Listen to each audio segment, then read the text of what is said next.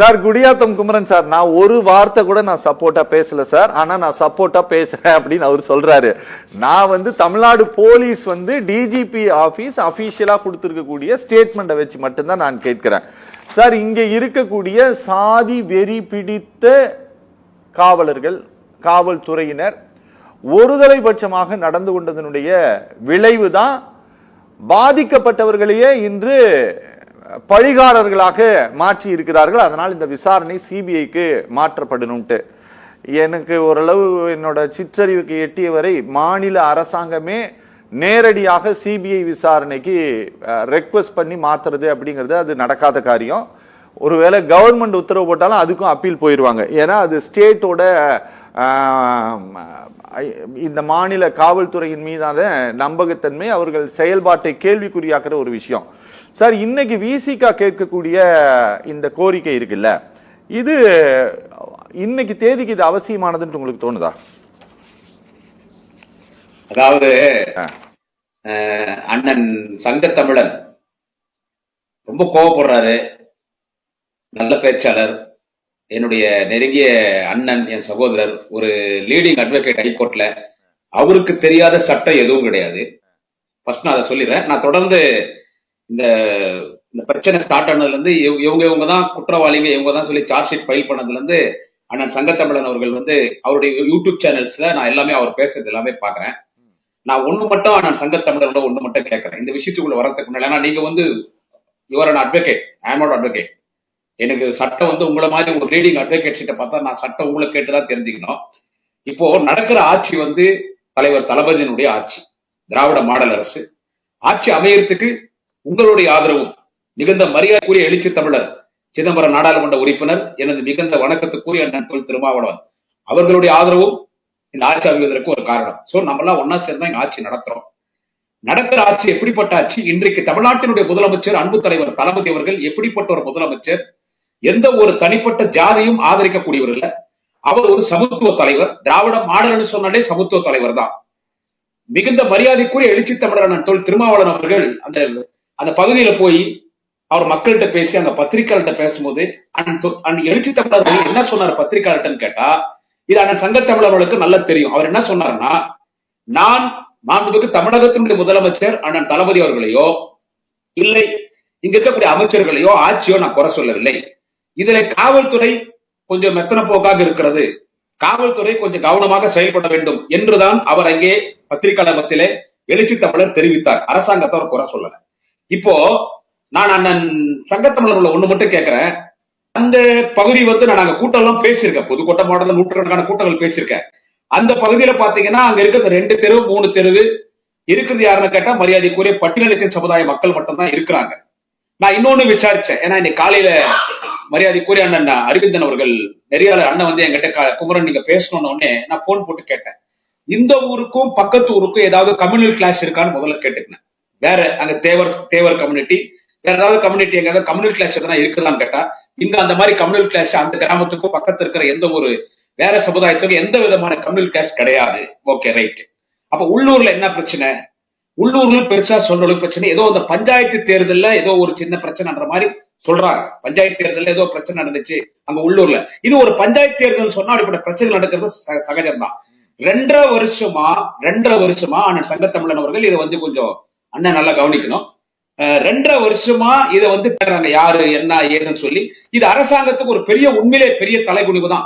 இதே சத்தியம் தொலைக்காட்சியில பல பேர் நான் பேசும்போது என்கிட்ட கேள்வி கேட்டாங்க, அந்த வேங்கவேல் பிரச்சனை என்னாச்சு, அது என்னாச்சு. சோ காவல்துறையும் நம்ம காவல்துறையும் குறை சொல்லிட முடியாதுங்க. இன்னைக்கு தமிழ்நாடு காவல்துறை சிறப்பா செயல்படுதுங்க. திராவிட மாடல் அரசுல இன்னைக்கு காவல்துறையை எந்த வகையிலும் இன்னைக்கு ஆட்சியாக இருக்கக்கூடிய திராவிட மாடல் அரசுல காவல்துறை இன்னைக்கு சுதந்திரமாக செயல்படுது. சோ இந்த 2.5 வருஷத்துல கண்டுபிடிச்சதுல எப்படியோ போலீஸ் கண்டுபிடிச்சு நம்ம எல்லாம் பார்த்தோம். ஒரு வைரலா ஒண்ணு வந்துச்சு, ஒரு அந்த டெலிபோன் உரையாடல் ஒண்ணு லீக் ஆச்சு.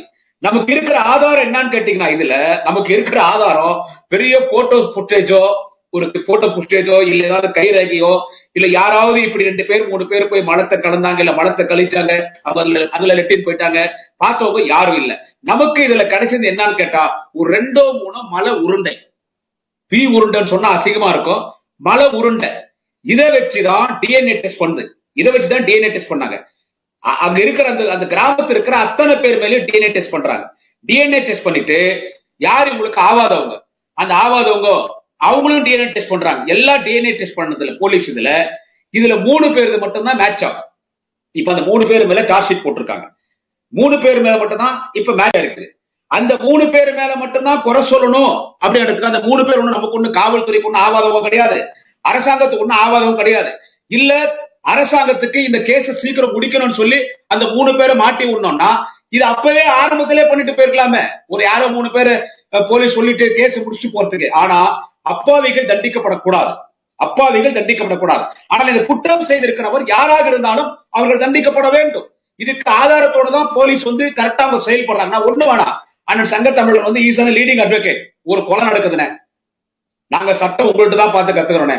ஒரு கொலை நடக்குதுன்னு ஒருத்தன் கத்தியில வெட்டி கொண்டுறானே, கத்தி மட்டும் கிடைக்குதுன்னு, கத்தி மட்டும் கிடைக்குது. ஆனா யார் ஆளும் கிடைக்கல, அதுல கைரேகையும் இல்ல.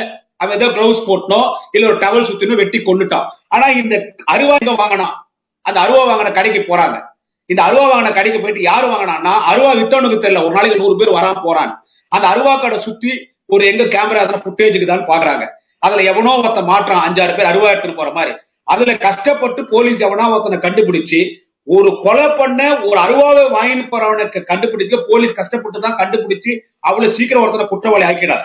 அந்த மாதிரி இந்த விஷயத்துல காவல்துறை ரொம்ப கஷ்டப்பட்டு இவங்க தான் சொல்லி இவங்க 3 பேரும் டிஎன்ஏ அதுல செட் ஆயிருக்குதுங்க. அவங்க டிஎன்ஏ செட் ஆகுது. இதை காவல்துறையா போய் சொல்லணும். இன்னொன்னு சார்ஜ் ஷீட் தான் போட்டுருக்குதுன்னு. நீதிமன்றத்துல யாரும் தப்பிக்க முடியாதுன்னு. இன்னைக்கு நம்ம நம்பி இருக்கிறது என்னன்னு கேட்டா நீதிமன்றம் மட்டும்தான். இன்னைக்கு நீதிமன்றம் மட்டும்தான் நேர்மையா இருக்குது, உண்மையா இருக்குது.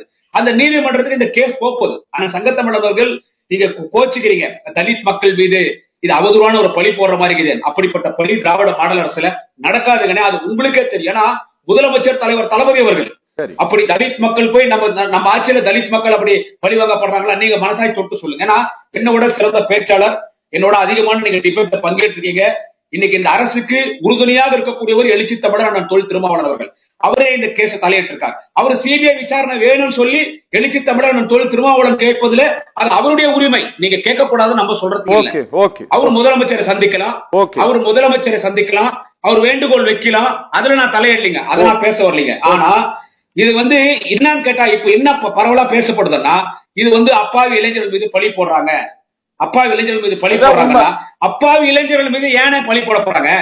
ஏன்னா அப்பாவி இளைஞர் மீது பழி போட போறாங்க? சரி சார், இருங்க ஒரு சின்ன பிரேக் அப்புறம் பேசலாம் சார். நம்ம ஒரே ஒரு சின்ன